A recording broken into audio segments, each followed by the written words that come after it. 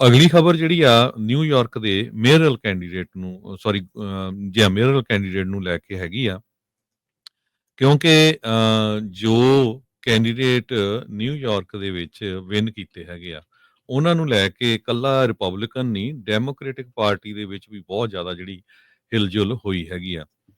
ਜ਼ੋਹਰਾਨ ਮਮਦਾਨੀ ਇਹ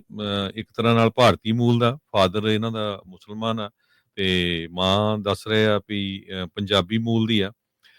33 ਸਾਲਾਂ ਦਾ ਮਮਦਾਨੀ ਜੋ ਇਹਦਾ ਫਾਦਰ ਆ ਮਹਿਮੂਦ ਮਮਦਾਨੀ 79 ਸਾਲਾਂ ਦਾ ਉਹਨਾਂ ਨੇ ਕਿਸ ਤਰ੍ਹਾਂ ਉਹਨੂੰ ਤਿਆਰ ਕੀਤਾ ਉਹ ਕੋਲੰਬੀਆ ਯੂਨੀਵਰਸਿਟੀ ਦੇ ਵਿੱਚ ਪ੍ਰੋਫੈਸਰ ਰਹੇ ਆ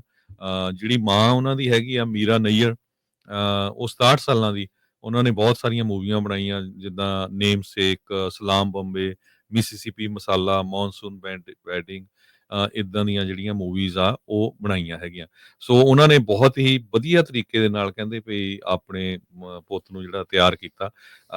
ਤੇ ਇੱਕ ਤਰ੍ਹਾਂ ਨਾਲ ਡੈਮੋਕ੍ਰੇਟਸ ਵੀ ਨਿਊਯਾਰਕ ਦੇ ਵਿੱਚ ਸਰਪ੍ਰਾਈਜ਼ ਹੋ ਗਿਆ ਵੀ ਇਹ ਕੈਂਡੀਡੇਟ ਜਿਹੜਾ ਬਹੁਤ ਲਿਬਰਲ ਲੈਫਟ ਲੀਨਿੰਗ ਹੈਗਾ ਕਿਸ ਤਰ੍ਹਾਂ ਜਿੱਤ ਗਿਆ ਹੈਗਾ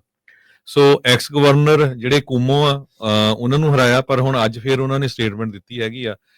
ਜੋ ਸਾਬਕਾ ਗਵਰਨਰ ਆ ਨਿਊਯਾਰਕ ਦੇ ਐਂਡਰਿਊ ਕੁਮੋ ਉਹਨਾਂ ਨੂੰ ਇਹ ਮਮਦਾਨੀ ਨੇ ਹਰਾਇਆ ਜਿਹੜਾ ਇੱਕ ਅਸੈਂਬਲੀ ਮੈਂਬਰ ਹੀ ਸੀਗਾ ਦੇਖ ਲਓ ਤੁਸੀਂ ਇੱਥੋਂ ਅੰਦਾਜ਼ਾ ਲਾ ਲਓ ਤੇ ਉਹ ਕਹਿੰਦੇ ਨਹੀਂ ਮੈਂ ਫੇਰ ਇੱਕ ਵਾਰੀ ਰੇਸ ਦੇ ਵਿੱਚ ਆ ਰਿਹਾ ਆ ਮਮਦਾਨੀ 33 ਸਾਲਾਂ ਦਾ ਆ ਜਿਹੜੇ ਐਂਡਰਿਊ ਕੁਮੋ ਆ ਇਹ 67 ਸਾਲਾਂ ਦੇ ਹੈਗੇ ਆ ਸੋ ਜੋ ਹੁਣ ਜਿਹੜੀ ਪ੍ਰਾਇਮਰੀ ਦੇ ਵਿੱਚ ਕਿਉਂਕਿ ਕੋਈ ਵੀ 50% ਨਹੀਂ ਲੈ ਸਕਿਆ ਸੀ ਤੇ ਹੁਣ ਜਿਹੜੀ ਦੁਬਾਰਾ ਕੀ ਜਿਹੜੀ ਇਲੈਕਸ਼ਨ ਹੋਊਗੀ ਉਹਦੇ ਵਿੱਚ ਦੇਖੋ ਜੋ ਮਮਦਾਨੀ ਆ ਉਹ ਜਿੱਤਦੇ ਕਿ ਨਹੀਂ ਪਰ ਇਸ ਨੂੰ ਲੈ ਕੇ ਅਮਰੀਕਾ ਦੇ ਵਿੱਚ ਜਿਹੜੀ ਹੇਟ ਆ ਉਹ ਬਹੁਤ ਜ਼ਿਆਦਾ ਫੈਲੀ ਹੈਗੀ ਆ ਖਾਸ ਕਰਕੇ ਮੁਸਲਮਾਨਾਂ ਨੂੰ ਹਿੱਟ ਕੀਤਾ ਗਿਆ ਜਦੋਂ ਮੁਸਲਮਾਨਾਂ ਨੂੰ ਹਿੱਟ ਕੀਤਾ ਜਾਂਦਾ ਹੈ ਤੇ ਨੈਚੁਰਲੀ ਸਿੱਖਾਂ ਦਾ ਵੀ ਆਪਣੇ ਆਪ ਉਹਨਾਂ ਦੇ ਅਗੇਂਸਟ ਜਿਹੜੇ ਆ ਹੇਟ ਕ੍ਰਾਈਮ ਹੋਣੇ ਸ਼ੁਰੂ ਹੋ ਜਾਂਦੇ ਆ ਕਿਉਂਕਿ ਆਪਣੀ ਆਇਡੈਂਟੀਟੀ ਕਰਕੇ ਇੰਨਾ ਜ਼ਿਆਦਾ ਨੈਗੇਟਿਵ ਪੁਆਇੰਟਸ ਜਾਂ ਨੈਗੇਟਿਵ ਸਟੇਟਮੈਂਟਸ ਆਈਆਂ ਇੱਕ ਰਿਪਬਲਿਕਨ ਪਾਰਟੀ ਦੀ ਹੈਗੀ ਲੌਰਾ ਲੂਮਰ ਉਹਨ ਤਾਂ ਇਹ ਕਿਹਾ ਵੀ ਜਿਹੜਾ ਇਹ ਮਮਦਾਨੀ ਆ ਇਹਨੂੰ ਤਾਂ ਡਿਪੋਰਟ ਹੀ ਕਰ ਦੇਣਾ ਚਾਹੀਦਾ ਸੀ ਜੀ ਤੇ ਇੱਕ ਹੁਣ ਟੈਨਸੀ ਦੀ ਹੋਰ ਰਿਪਬਲਿਕਨ ਹੈਗੀ ਆ ਉਹਨਾਂ ਨੇ ਇਹ ਸਟੇਟਮੈਂਟ ਜਾਰੀ ਕੀਤੀ ਆ ਵੀ ਮਮਦਾਨੀ ਨੂੰ ਡੀਨੈਚੁਰਲਾਈਜ਼ ਕਰਕੇ ਡਿਪੋਰਟ ਕਰ ਦਿੱਤਾ ਜਾਵੇ ਸੋ ਇਦਾਂ ਦੀਆਂ ਜਿਹੜੀਆਂ ਸਟੇਟਮੈਂਟਸ ਆ ਉਹ ਇਲੈਕਟਿਡ ਆਫੀਸ਼ੀਅਲਸ ਜਿਹੜੇ ਹੈਗੇ ਆ ਉਹ ਕਰ ਰਹੇ ਆ ਅਮਰੀਕਾ ਦੇ ਵਿੱਚ ਪਰ ਅਮਰੀਕਾ ਦੀ ਜਿਹੜੀ ਆਮ ਜਨਤਾ ਆ ਉਹਨਾਂ ਨੇ ਦੇਖੋ ਵੀ ਉਹ ਨਾ ਉਹਦਾ ਕੋਈ ਧਰਮ ਦੇਖਿਆ ਨਾ ਕੁਝ ਉਹਦੀ ਕੁਆਲੀਫਿਕੇਸ਼ਨ ਦੇਖੀ ਆ ਉਹਨੂੰ ਦੇਖ ਕੇ ਜਿਹੜਾ ਆ ਉਹਦੀ ਵਿਨ ਹੋਈ ਹੈਗੀ ਆ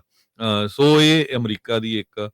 ਬਹੁਤ ਵਧੀਆ ਜਿਹੜੀ ਖਾਸੀਅਤ ਹੈਗੀ ਆ ਵੀ ਲੋਕਾਂ ਦੇ ਕੋਲ ਕਿੰਨੇ ਹੱਕ ਆ ਠੀਕ ਆ ਕੋਈ ਪੋਲੀਟੀਸ਼ੀਅਨ ਜਿੱਦਾਂ ਮਰਜ਼ੀ ਸੋਚੀ ਜਾਵੇ ਜਿੱਦਾਂ ਦੇ ਮਰਜ਼ੀ ਬਿਆਨ ਦੇਈ ਜਾਵੇ ਪਰ ਉਹਦੇ ਉੱਤੇ ਜਿਹੜਾ ਆ ਲੋਕਾਂ ਦੇ ਉਹਨਾਂ ਦਾ ਜਿਹੜਾ ਬਾਹਲਾ ਅਸਰ ਨਹੀਂ ਹੁੰਦਾ ਹੈਗਾ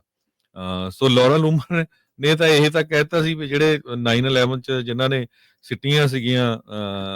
ਟਾਵਰਸ ਉਹ ਮੁਸਲਮਾਨ ਸੀ ਤੇ ਹੁਣ ਤੁਸੀਂ ਦੇਖੋ ਵੀ ਨਿਊਯਾਰਕ ਦੇ ਲੋਕਾਂ ਨੇ ਇੱਕ ਮੁਸਲਮਾਨ ਨੂੰ ਜਿਹੜਾ ਆ ਆਪਣਾ ਐਜ਼ ਅ ਮੇਅਰ ਕੈਂਡੀਡੇਟ ਜਿਹੜਾ ਚੁਣ ਲਿਆ ਹੈਗਾ ਆ ਸੋ ਇਦਾਂ ਦੀਆਂ ਜਿਹੜੀਆਂ ਸਟੇਟਮੈਂਟਸ ਹੇਟ ਦੀਆਂ ਆ ਇਹ ਕਈ ਜਿਹੜੇ ਰਿਪਬਲਿਕਨ ਲੋਕ ਹੈਗੇ ਆ ਉਹਨਾਂ ਵੱਲੋਂ ਆ ਰਹੀਆਂ ਹੈਗੀਆਂ ਜੀ ਬਿਲਕੁਲ